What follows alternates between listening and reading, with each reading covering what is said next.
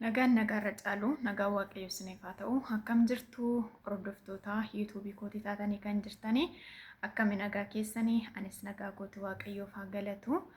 Akkasuma namoonni haaraa taatanii karaa yuutuubii kootiitti dabalamtanii maatiinaaf ta'aadha.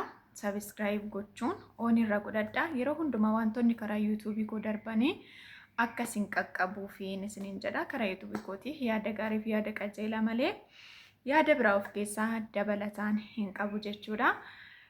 Har'a immoo mata dureen ani qabadhee dhufe tokko yoo jiraate bara jaalalli dhugaa hin jiru jedhamu keessatti darbee immoo hin jira jechuudha. Macaafa qulqulluu keenya keessattis baroota keessatti barri hamaadha jedhee tuqamaa jiras tures.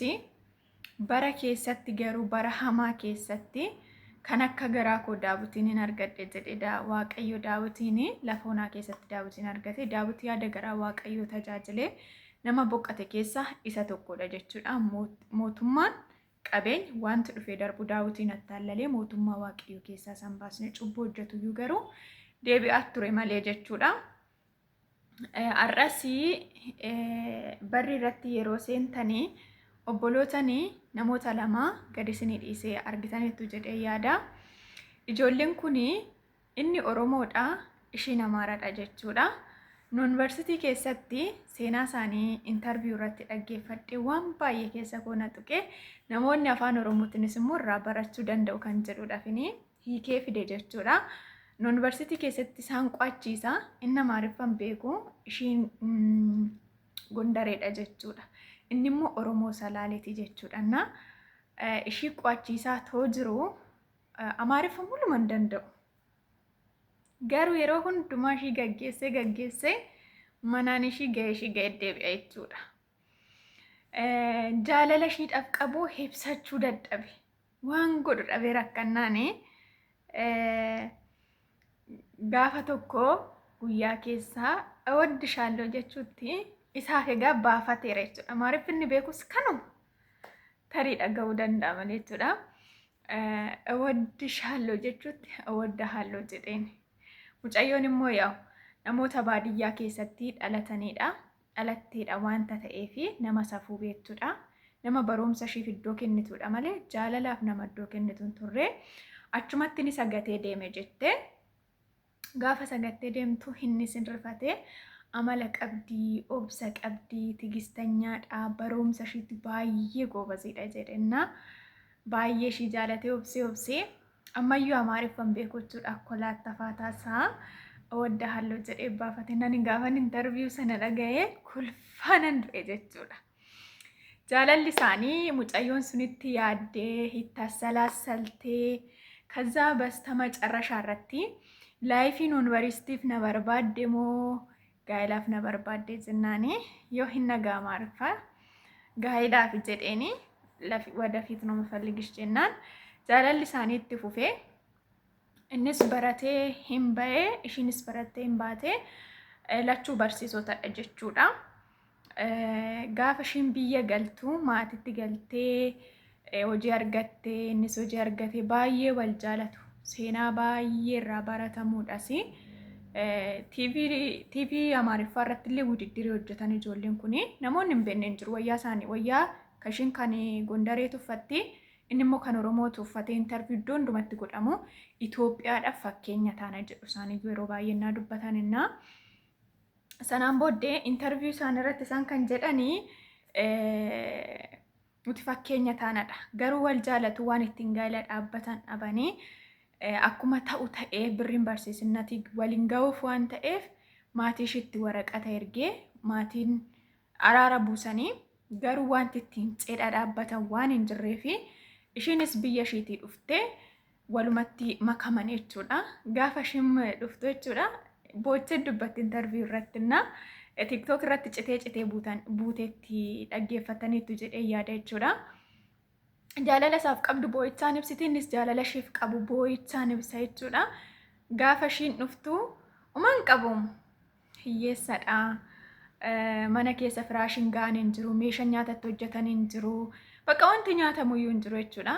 achi maatii isaa bira dhaqee hoolaa fidee sapiraayis ishii gochuudhaaf sapiraayis na gochuuf hoolaa fidee mana godhee sanaan booddee gaafa inni sapiraayisii sana naa fidu ani foon hin nyaadhette akkuma godhu godhee qaleeti hoolaa sana na nyaadhe jaalala isaa afaan godhuun hin qabeette jaalalli sun itti fufee jireenya baay'ee ulfaataa manni kiraan hin jira ishiin hojii dhaabdee dhuftee iddoo biraatti barachaa gaa'ela dhaabbachuun hin ulfaataa isa bichaatu hojjetannaa wanti nyaatamu wanti dhugamu interview keessatti yeroo isheen dubbattuna bataam waanan godhu yeroon dhabu mana keessatti naannoo hojii olee dhufe waan allaadhuuf dhabe yeroo nan siqiqiqiqi jedhu jira daanteelii fa'ee harkaan gabaa geesse narraa bitaa maaloo jedhee kadhadhee nyaata akkasitti fayyadamna sanuma keessa iyyuu still fakkeenya namaaf haa ta'u jedhanii interview iddoo baay'eetti godhaman ijoolleen kuni ishiin nama barattee yuunivarsiitii dhaabatee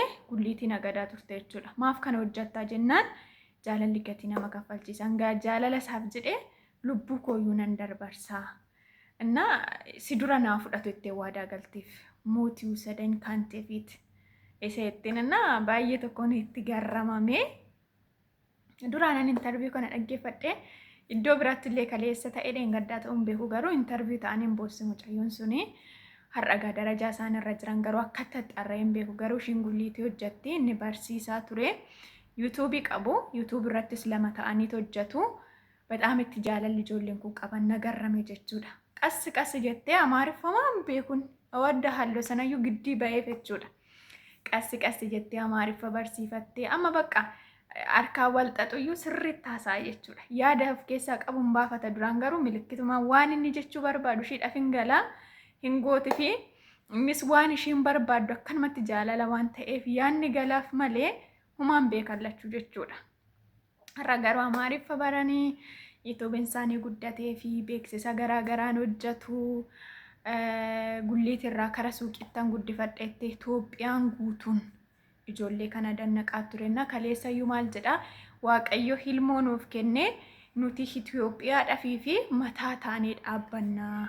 waaqayyo nu gargaara jedhanii nakaniin kana kaasee fi jaalalli hin jiru jaalalli dhugaan bara kana keessa hin jiru still hin jiru si darbees kunoo jira ani boloota kanarra baay'een garramame yookiin ደግሞ አደነኳቸው ፍቅር የለም በተባለ ዘመን እውነተኛ ፍቅር በእነሱ ላየሁትና እውነተኛ ፍቅርም ደግሞ በአብዛኛው ሴት ታፈቅራለች ብዬ ነው የማስበው ሴትም ትክክለኛ ናት ማለቴ ሳይሆን ወንድም ትክክለኛ ነው ማለቴ ሳይሆን በአብዛኛው ግን የምታፈቅረው ሴት ናት።